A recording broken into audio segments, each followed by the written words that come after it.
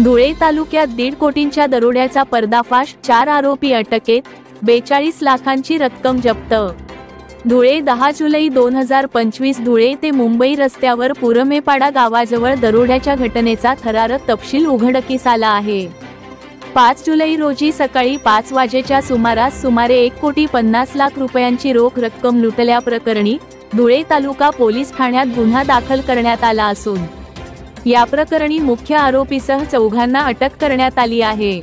सदर गुन्हा IPC कलम 310, 2, 126, 2 अन्वये दाखल करण्यात आला असून तक्रारदार कल्पेशभाई रमणभाई पटेल राहणार सुरत गुजरात हे SML ट्रकमधून मोठी रोख रक्कम घेऊन लखनौहून मुंबईकडे जात होते। यावेळी स्कॉर्पिओ गाडी क्रमांक MH43CC0264 ने प्रवास करीत असताना फ्लायओव्हरच्या बांधकामाजवळ मारुती स्विफ्ट डिझायर व इतर वाहनांनी रस्ता अडवून तक्रारदार व त्यांच्यासोबत असलेल्या सहचालकाचे अपहरण केले गेले। त्यानंतर आरोपींनी चाकूचा धाक दाखवून 1.5 कोटींची रक्कम लुटून नेली।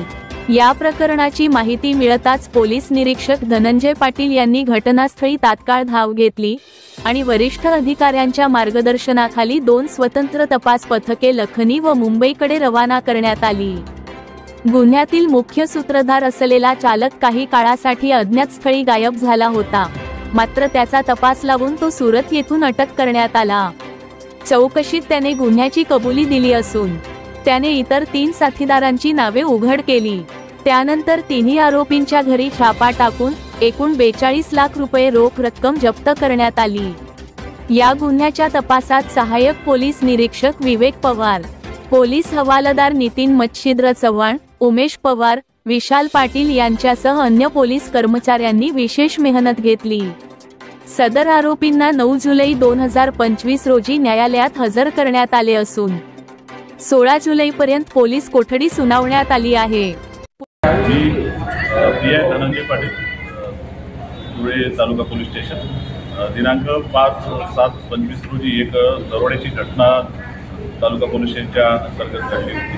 पुरमेपाडा गावाजवळ एका स्कॉर्पिओ गाडीला अडवून जवळपास 8 गुन्हेगारांनी त्या गाडीतील ड्रायव्हरांना बाहेर चाकूचा धाक दाखवून उडवून आणि त्याच्या ताब्यातली जवळपास 1,50,00,000 असं त्या गाडीतली कॅश सबरीने लूट करून म्हणजे दरोडा घालून चोरून नेली होती।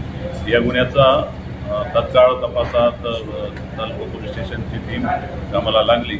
या तपासामध्ये आतापर्यंत 4 आरोपी अटक केलेले आहेत आणि जवळपास 42 लाख रुपये इतके हस्तगत करण्यात आलेले आहे आणि अवघ्या 90 तासात हा गुन्हा उघड करण्यात आलेला आहे।